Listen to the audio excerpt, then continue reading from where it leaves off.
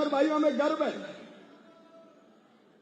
हम उस समाज के प्रतिनिधि हैं जिसमें अमर शहीद बुद्धू नोनिया जी ने जन्म लिया। ये अंग्रेजों ने आजादी को चांदी की तस्तरी में रख के बहस नहीं की।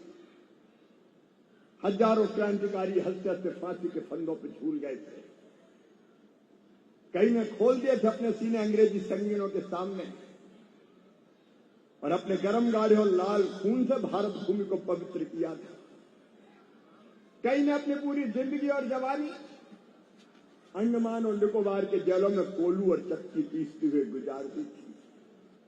और जब फांसी के फंदों पर झूलने जाते थे तो डर से उनके पैर नहीं कांपा करते थे, उनका कलेजा नहीं हिला करता था, उनके एक हाथ में गीता होती थी, उनके मुंह से भारत माता की जय के उद्घोष निकलते थे, उनके हृदय में जो संकल्प होता था वो भगवान से प्रार्थना करते थे कि हे भगवान, मरने के बाद हम फिर से जन्म लें, इसी भारत भूमि पे जन्म लें और तब तक पैदा होते रहे और मरते रहे जब तक ये देश स्वतंत्र ना हो जाए, ये देश आजाद ना हो जाए। सब कुछ न्योछावर किया उन्हें और मुझे गर्व है नोनिया समाज पर, इस चौहान समाज पर। एक तरफ सन्यासी विद्रोह प्रारंभ हुआ 1770 के आसपास। दो ही विद्रोह प्रसिद्ध है इतिहास में, एक सन्यासी विद्रोह और दूसरा नोनिया विद्रोह। हम आर्थिक रूप से गरीब हो सकते हैं,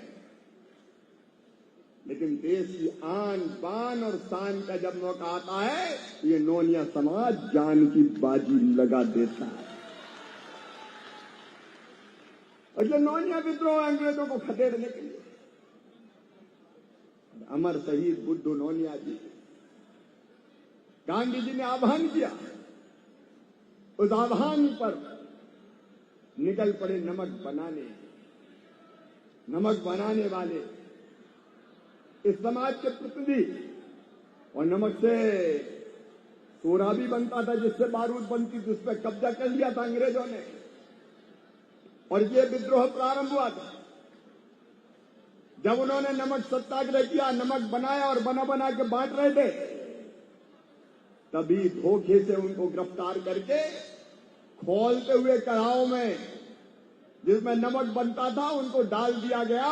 लेकिन खोलते कढ़ाओं में भी बुद्धू नोनिया ने चीत्कार नहीं किया, उनके मुंह से तब भी निकल रहा था भारत माता की जय, वंदे मातरम। मैं सम्राट जी आपको, विजय जी आपको